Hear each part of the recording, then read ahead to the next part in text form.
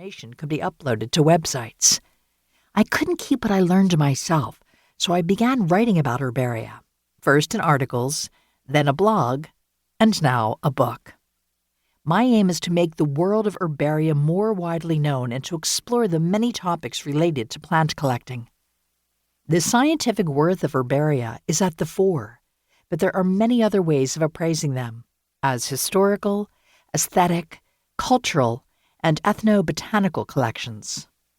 Deborah Harkness argues, every time a dried plant specimen changed hands, it became infused with new cultural and intellectual currency as its provenance became richer, its associations greater. Added notes, sketches, and name changes augment this richness. Value relates to the amount of information on the sheet, as present-day researchers well know when they search for data on flowering times and habitat. Each collection is unique and a reflection of who created it, how the plants are pressed, what is collected, what data are recorded.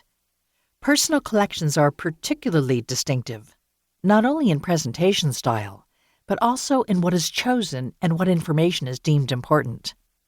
The philosopher John Stuart Mill was interested in botany throughout his life, in part because he saw the hierarchical classification of living things as a model for ordering many aspects of human affairs, such as law. The Reverend William Keble Martin documented the plants he gathered in the English countryside with watercolors and an herbarium that became a reference in writing his book, The Concise British Flora in Colour, published when he was 88 years old. The 20th century composer John Cage was fascinated by fungi, while the Marxist revolutionary Rosa Luxemburg filled 17 notebooks with specimens, mostly wildflowers, between 1913 and 1918, when she was jailed several times for her political activities in Germany. Her herbarium is how she kept in touch with what she considered the best parts of her world. For Carl Linnaeus, the great classifier, the herbarium was his major tool in organizing knowledge about plants. For amateurs, it is a learning device as well as a symbol of their seriousness in studying botany. Their specimens are labeled because their owners are educated enough to identify species or were sufficiently connected in the botanical world to seek out identifications by others. When Jean-Jacques Rousseau was learning botany, his teacher had a working herbarium, a rather rough and messy one that he referenced often in attempting to identify the plants he collected. It was not neat and well presented, but it served his purposes. For botanical artists, the herbarium has provided references for plant structures and models for paintings. The plant itself, as it was for Linnaeus, was the final arbiter of accuracy. For the colonial Philadelphia nurseryman, John Bartram, his collection was a means to display his wares to his British patrons and also to help him learn botany when his London agent, Peter Collinson, identified his specimens.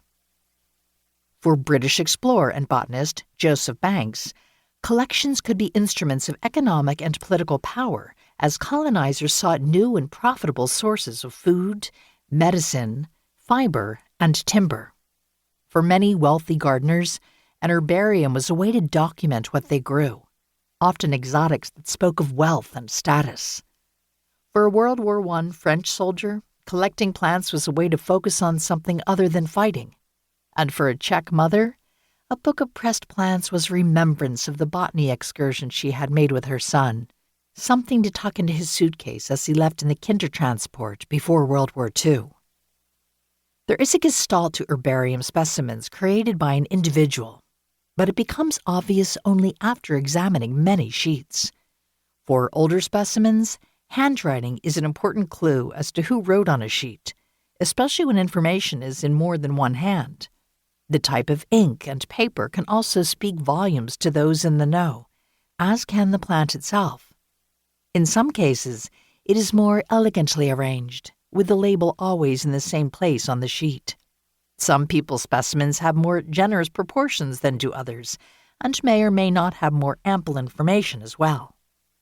Sometimes a collector will add a witty comment, as this on a golden aster specimen, Pityopsis graminifolia, plants silvery, offering a vaguely cheerful aspect to an otherwise sad landscape, weedy and pathetic with hogweed.